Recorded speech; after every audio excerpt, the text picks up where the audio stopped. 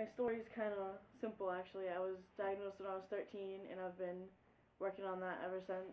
Working on my recovery since then pretty much. The past few years have been going a lot better than the earlier years. I'm working with other people, being more positive, and working with other people with mental illnesses, trying to find support groups and such. So that's been working out really well. And I've made a RAP plan, which has helped a lot. The Wellness Recovery Action Plan. I've been following that pretty much daily. I check it out just to make sure that I'm doing everything on it so that I can stay where I'm at. When I was first diagnosed, like I said, I was 13. I was in middle school. It was hard because no one thought that I had a problem until all of a sudden then. And it was a big blow to the family. In high school was hard because I was in and out of hospitals. I missed a lot of school.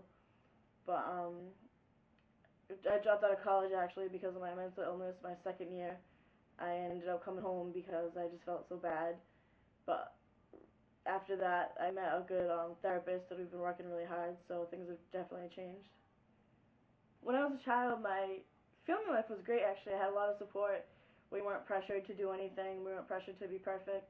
I always thought I had to be perfect though for unknown reasons. It was just in my head and that's the way I was, but if we ever failed, it was okay. We definitely instilled values and morals growing up. We set high expectations for people, and often that doesn't work because they don't reach them. But we have standards, high standards we were raised on. So, growing up, my father's side of the family, he's one of 7, so we had a big family, a lot of cousins, uncles, grandkids, my parents' grandkids. We had huge parties all the time for holidays.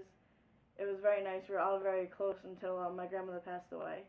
And after that, the family's been a little bit separated. So it's not as close and tight-knit as it was before.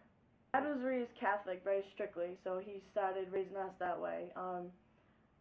When we were about 10 or 11, we got the choice whether we still wanted to go to church and pursue that, and my brother and I both decided not to. So we haven't gone to church at all since then. We haven't been practicing Catholic religion. But my grandfather and some of my aunts and uncles still practice strictly, so it's a little bit different between their families and mine. Well, my grandfather was raised the American way, so he wasn't raised Portuguese at all. So neither was my father, and neither was I. So there wasn't very much of that in the family. But like I said, my father was raised Catholic, so that was brought down on us as well. Well, I think with my family being Catholic and such, then we were raised to follow things strictly and be very obedient. But that didn't always work out that way. So, but with my immediate family, it was different because we're more open to things like that, and we're more dynamic and open to things changing. So, it was different. I think we're expected to grow up and be better than our parents, like get better jobs, go to college, do things that they didn't get the chance to do. So, I think we're expected to grow up and excel past them, and also to be like the normal kids, kind of grow up, go to sports, do school, all that stuff, and then grow up and get like a 9 to 5 and all that. So I think a lot of the culture that I'm involved in, they think that it can be cured, that you have a problem and then it's gone. You can either take meds and it'll be gone, or go to therapy and it's suddenly gone. But as we know, that's not the case, and I think once they realize that, they're kind of bummed out a little bit to think that it's a problem that we'll have for the rest of our lives. Like I said, the whole growing up perfect thing, I think that was kind of a letdown when they found out that I was diagnosed with something and it wasn't going to be the normal childhood or the normal adulthood that everyone else had. I think a lot of people in my culture feel like they failed as a parent or as a caregiver and it's their fault, and they kind of think back, well, what did I do wrong? What could I have done better? I think they put it on themselves quite a bit too, where some other cultures might blame it on the environment or external sources. I think they kind of tend to see and figure out what was wrong with the family or what went wrong there. No, I don't feel that the mental health services clash with my culture. I think everything was kind of integrated. We're all working for the same cause, so it all made sense.